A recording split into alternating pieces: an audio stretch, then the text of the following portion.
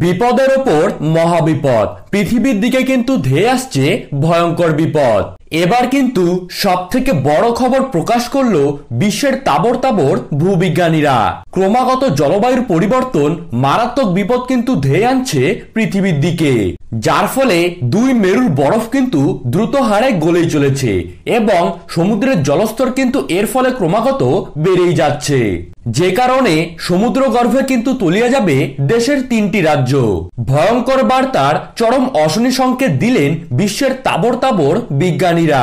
তো কবে কখন দেশের কোন কোন রাজ্যগুলি তলিয়ে যাবে সমুদ্রগর্ভে, কি এমন অশনি সংকেত দিলেন বিজ্ঞানীরা, তো তাই কিন্তু আমরা আজকে জেনে নেব আজকের এই ভিডিওটির মাধ্যমে। তো বিস্তারিতভাবে জানতে হলে অবশ্যই ভিডিওটিকে শেষ পর্যন্ত মনোযোগ সহকারে দেখবেন।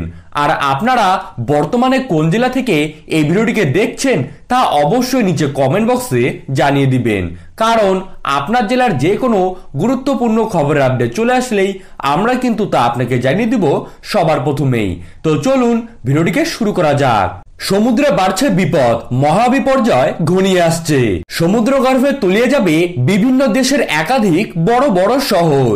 যতদিন যাচ্ছে ততই কিন্তু পৃথিবীর জলবায়ুর অবনতি ঘটেই চলেছে, আর বর্তমানে এর প্রভাবগুলি কিন্তু ভীষণভাবে চোখে পড়ছে। নাসা এবং মার্কিন গবেষণাগুলির মূল্যায়নে সমুদ্রের উপকূলবর্তী অঞ্চলগুলির ক্ষেত্রে এক ভয়ঙ্কর বার্তা ডেকে নিয়ে আসছে।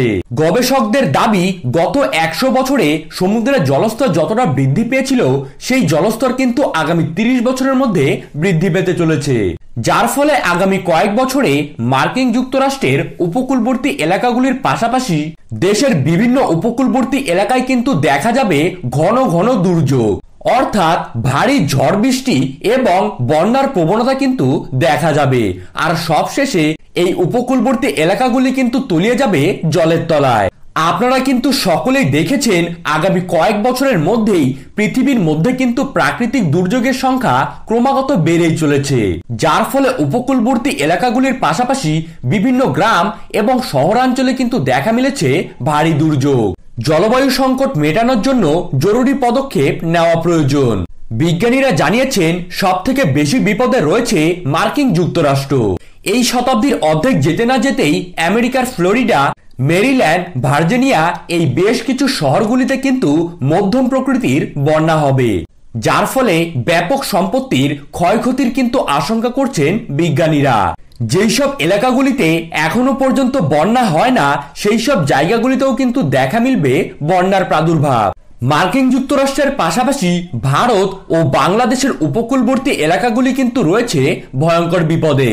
বিশেষজ্ঞরা বলছেন আগামী কয়েক বছরের মধ্যেই দক্ষিণ চীন সাগর, ভারত মহাসাগর, বঙ্গোপসাগর এইসব সাগরে কিন্তু জলের উচ্চতর তরঙ্গ দেখা মিলবে, যার ফলে উপকূলবর্তী এলাকাগুলিতে বন্যার প্রবণতা বাড়বে এবং এইসব এলাকাগুলি কিন্তু চলে যাবে জলের তলায়।